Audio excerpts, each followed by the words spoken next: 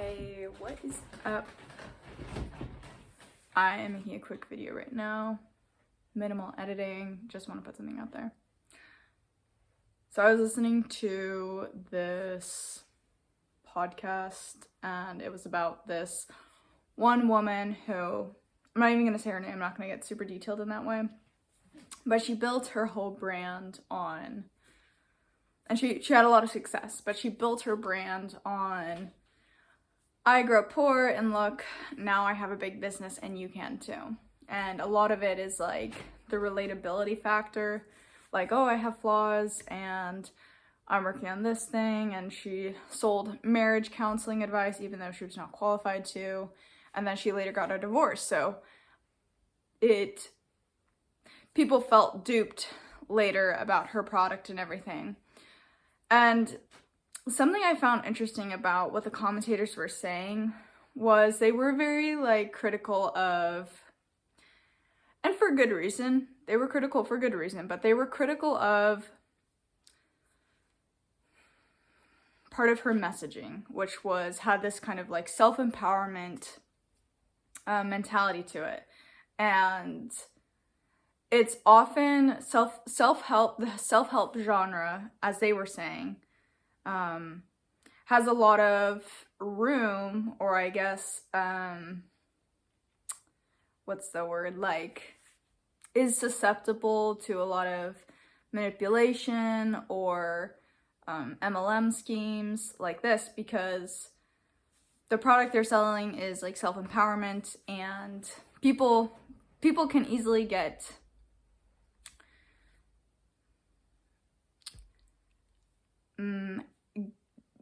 become wrapped up in it or want to participate in that language and in that mentality because it offers a solution to your situation. And everyone is trying to, one, understand the world, and two, do well with their life. And even though I think that these people had valid points, again, I'm not even going to say who they are, because I'm kind of pulling what they were saying and what they were doing as almost like a piece of social commentary as an archetype. And I feel like there's such a line between people who are skeptical of self-help and people who fully embrace it. And the line is a difficult one because I think the people who fully embrace it often get tied up in the imagery of the messenger. They become really influenced by this person. They can get really wrapped up into the image of the messenger, the viewer, and whereas the person who is skeptical, maybe they don't resonate with the image or something to this degree, but for the person who is wrapped up into it and invests in the messenger story and all this stuff, which is a very human thing, it's how we relate to each other and all this stuff, it's a very careful thing where you have this parasocial relationship, this feeling that you know this person because they've shared so much about their life and their struggles, but they don't actually know you. But there is a relationship there because your attention builds their blog or their Instagram or their YouTube. So they need your attention, they need your audience. But they don't actually know you personally. They're not personally invested in you. But they are sharing in a way that is meant to uplift and inspire. And the podcasters were saying how this one woman had a Christian influence growing up, and that she would see often, the pastor, giving these stories about how to uplift yourself or whatever. And that's what a lot of Christian rhetoric can be, or on Sunday, that's one of the roles of the pastor, is to give these messages of hope and to interpret the religious text, the Bible, to make sense of the world around you. And I did not grow up religious. I would say my one of my parents identifies as Christian, but we were never expected to go to church, and so I didn't grow up in that environment. And so I never truly understood the appeal of it. But as I've gotten older, and I mean, I always had a sense of spiritualness, which I'm starting to cement it within a religion. But yeah, I never had that before. I now understand that the power of church and all this is like, one, congregation, being around people who are similarly like trying to be better people. And it doesn't always work out like that. You know, sometimes it is very much like the social influence that if you don't go, then like you are going to be outcast. And even if the church is doing things that you interpret as wrong, you know, there's that social line again that makes it difficult to be honest or whatever. And a church can similarly be like, just like an influencer can be like, hey, if you give us any criticism, then you're a hater and you're out. And that's what this woman influencer I'm talking about, she also is like that. Like these influencer people will get to a place where they're so big and popular that when people start to question them, and this is what the podcasters were critiquing, that they don't take any feedback and they just dismiss all criticism as, you don't get it, you're a hater, you're just trying to tear down my thing. And again, that's like another fine line where you're like I'm not completely excusing this person because I don't know the depth of the wrong she done. But, you know, she has sold a product, you know, marriage counseling, that her marriage did not succeed. And so I'm sure many people didn't feel like they got honest advice, but it is this weird thing where if people are telling you like, oh, you know, what you're doing is wrong or bad, you know, I can see how it's easy to be like, you know, I can't listen to the negativity. You're trying to tear me down. I can't do it. I won't listen to you.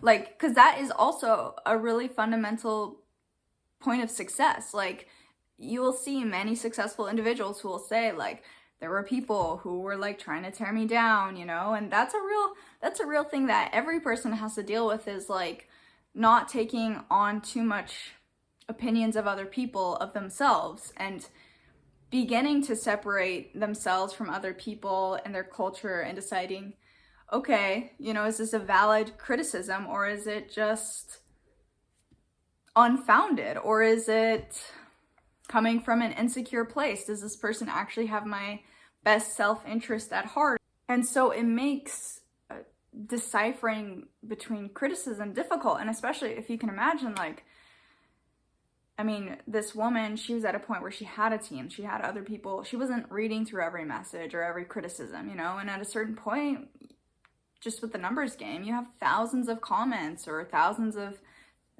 things that people are saying, or maybe there's so many like video responses to you or whatever, or blogs or whatever.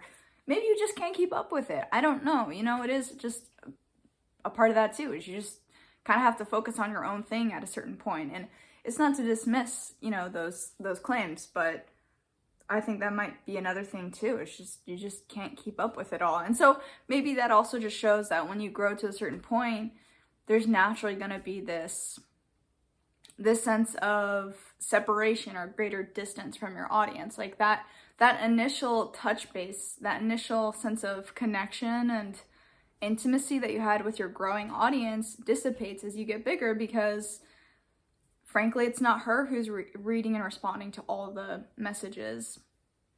And she becomes, you know, bigger than life. And that's kind of what she is selling about herself. And so I say all these things to, you know, acknowledge these criticisms. But I do want to go back to what I was initially saying about the podcasters and their commentary on self-help. And I do think that what they were bringing up was valid. But I also find that these people can be critical of self-help or this kind of resilient mindset as like privilege picking, or like we can't all do it. And I think that, I'm just gonna keep saying this term, that's another line where the people who make it, and they can't like afford to like keep looking at that and allowing that to be their defining circumstance. And that's a really tough thing to hear. And, you know, maybe even coming from someone who looks like me is like, you know, a triggering thing to hear. But like, we live in the system that we live in, and to make do with what you have is kind of the name of the game. If you do actually take a religious approach, if you do look at the major religions, like they say a similar thing. Like they're like, humanity's purpose for being alive is to overcome struggles. But you do it through the faith in God. You do it through the knowledge that this world is it's just material. It's just one dimension. And it's definitely not to undermine that fact. I mean, I want to live a good life. I want to be sheltered and enjoy my home and have clean water and good food, and everyone deserves that. So it's definitely not to undermine any of those things. And but part of the human commonality between many people is that, you know, we all have our struggles, and the way in which you overcome those struggles is defining of your character. And I think that is really what a lot of self-help does. And so I bring this up because I feel like the podcasters kind of miss that. And I know they mean well and they're well-intentioned in what they're doing and sharing.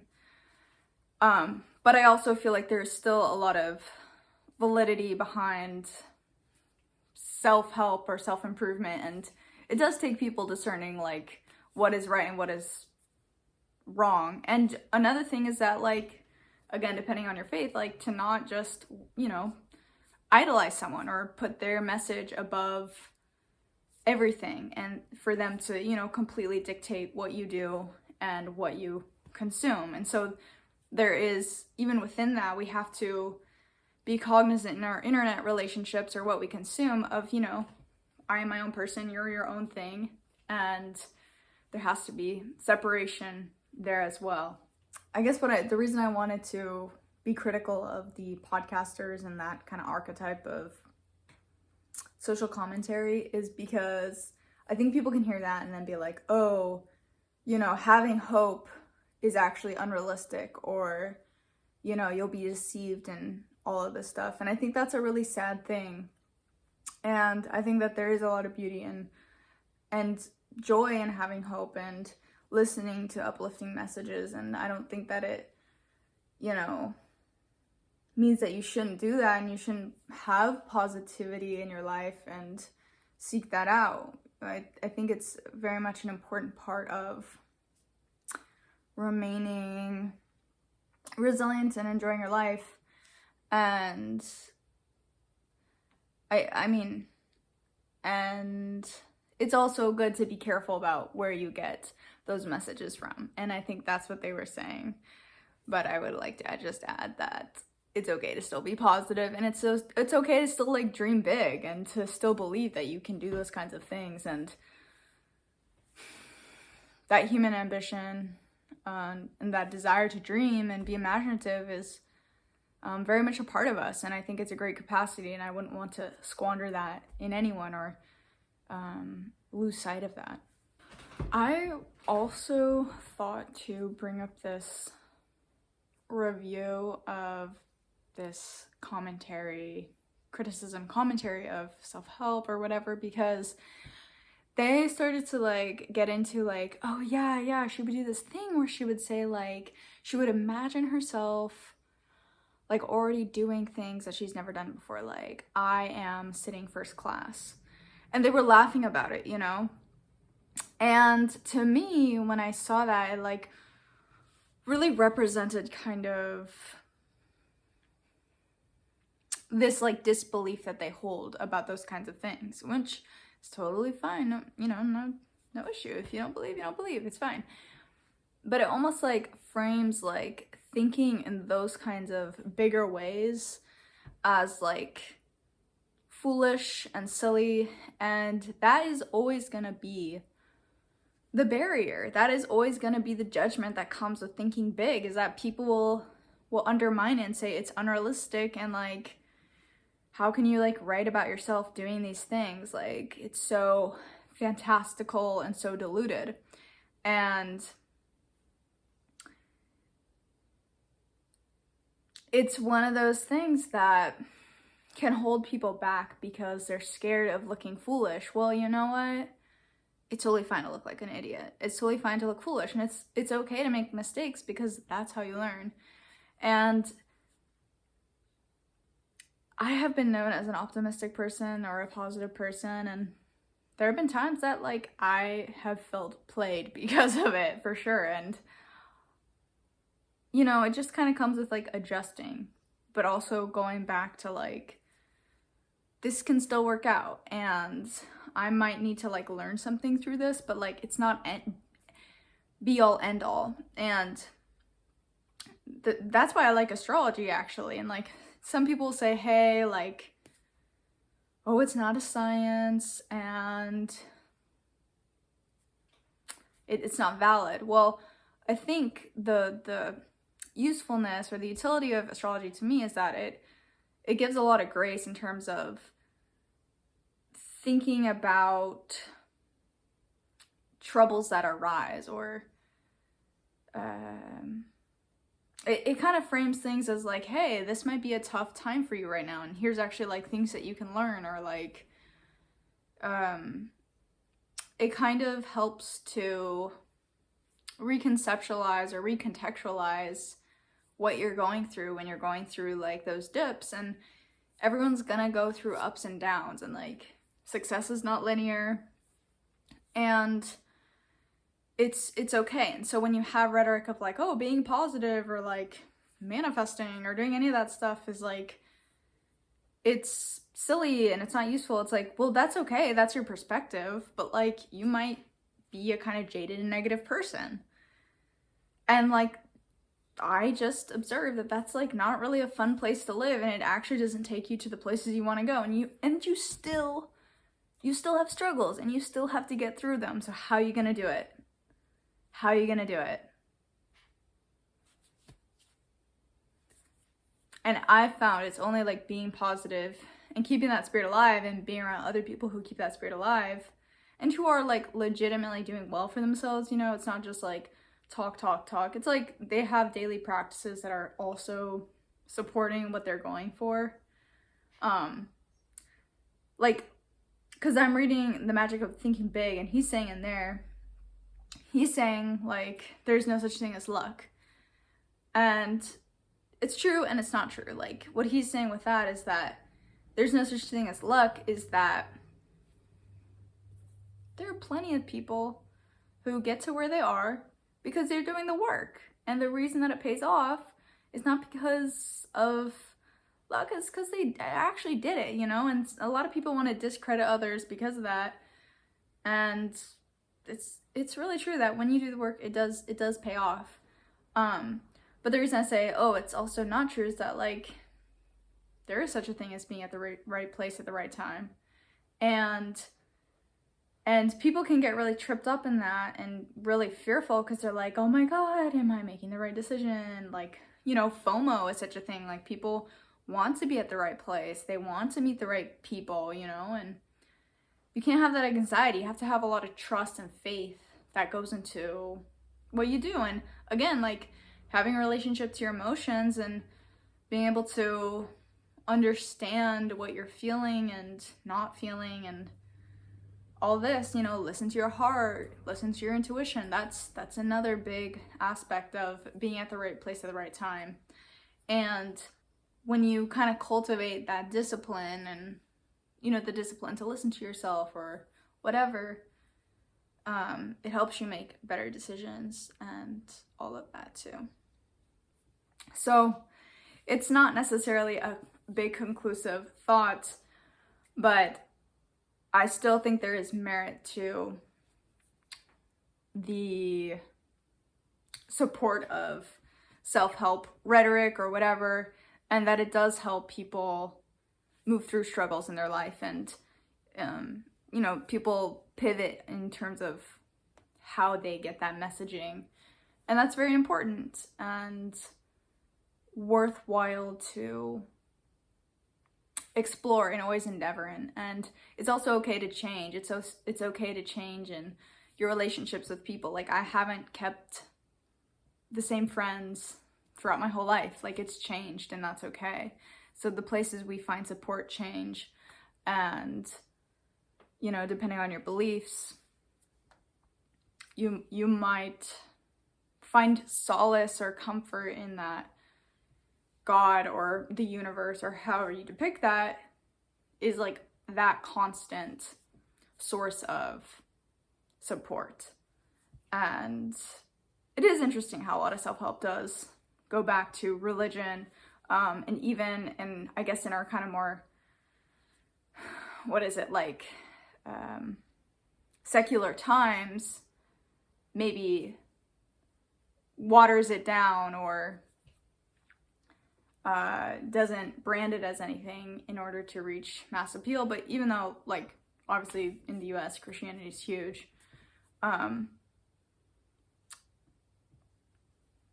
yes, this is what I was thinking about, and hope you enjoyed. Have a good one.